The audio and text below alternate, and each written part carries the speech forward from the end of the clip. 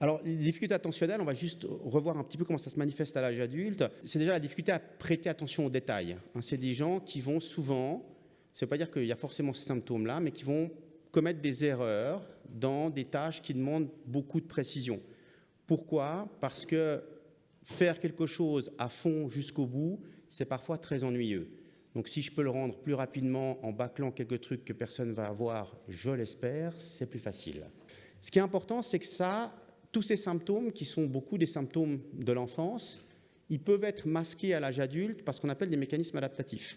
D'accord? Donc vous pouvez avoir, là j'ai mis le perfectionnisme par exemple, comme un mécanisme adaptatif. J'ai une patiente récemment qui est venue me voir et qui me dit « Moi, je n'ai pas de problème d'attention. Je n'ai pas de problème, je finis tout, je suis hyper organisé, c'est vachement planifié dans ma tête, je fais tout au moment, quand il faut, etc. » Je vois ses parents et ses enfants, et maman, c'est la catastrophe. C'est un camp militaire. Il faut tout soit planifié à l'avance et tout doit être organisé. Les week-ends, depuis 8 h du matin jusqu'à 6 h le soir, on a des trucs planifiés, machin, on se repose jamais, elle se pose jamais. C'est l'enfer.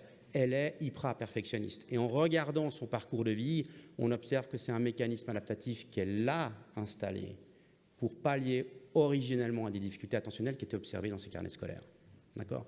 Donc, il faut voir aussi que ça va se manifester chez l'adulte un peu différemment. Un autre symptôme, c'est la difficulté à soutenir son attention longtemps sur une tâche. Et d'une amie qui, si elle ne prend pas la médication, elle n'arrive pas à suivre l'histoire dans un film.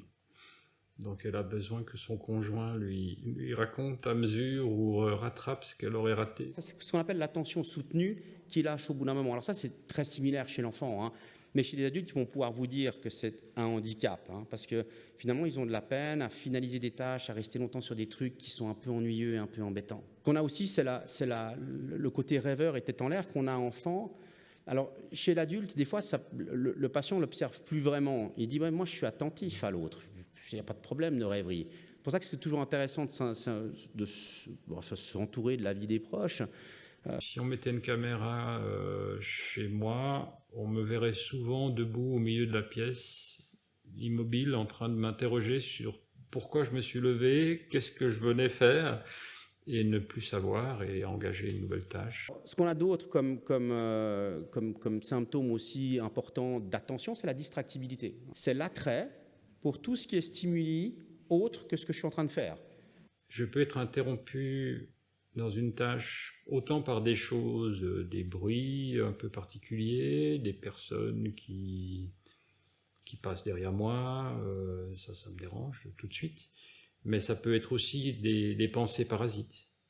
De me rappeler soudainement que j'avais oublié quelque chose et puis du coup ça prend toute mon attention et j'abandonne la tâche que j'étais en train de faire. Ça pose un handicap dans l'exécution des tâches. Je finis pas, je me laisse constamment distraire par d'autres trucs plus intéressants.